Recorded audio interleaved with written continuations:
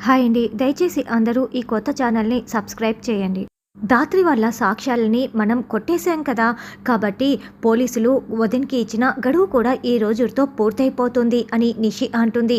అంటే పోలీసులు కౌశిక్‌ని అరెస్ట్ చేయటానికి వస్తారని చెప్తున్నావు అంతే కదమ్మీ అని వైజయంతి అనడంతో, అవునత్తయ్య వాళ్ళిచ్చిన గడువు పూర్తయిపోయింది కాబట్టి పోలీసులు అరెస్ట్ చేసి తీసుకువెళ్ళిపోతారు అని నిషి అంటే, అదే కదా నిషి మనకు కూడా కావాల్సింది అని యువరాజ్ చాలా చాలా సంతోషపడుతూ ఉంటారు.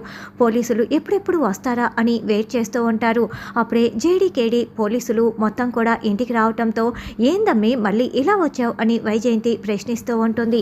ఏంటి జేడీ ఇలా వచ్చావు అని కౌశిక్ కూడా అడుగుతూ ఉంటే, మేము మీకు ఇచ్చిన సాక్ష్యాలు ఏమయ్యాయా అని తెలుసుకోవటానికే వచ్చాము అని దాత్రి జేడీకేడీ చెప్తూ ఉంటారు. నేను మొత్తం వెతికాను, ఇంట్లో ఆఫీస్లో బయట మొత్తం కూడా ఎక్కడా కూడా ఆ సాక్ష్యాలు కనిపించటం లేదు అని కౌశికి చాలా బాధపడుతూ చెప్తూ ఉంటుంది.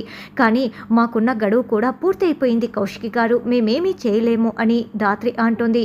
అంటే ఇప్పుడు నేనేం చేస్తే మీకు ఎలాంటి ఇబ్బంది రాకుండా జరుగుతుందో చెప్పండి, అదే చేస్తాను అని కౌశికి అంటే, మేము మిమ్మల్ని అరెస్ట్ చేయక తప్పదు, మిమ్మల్ని అరెస్ట్ చేస్తున్నాం అని జేడీ చెప్తుంది.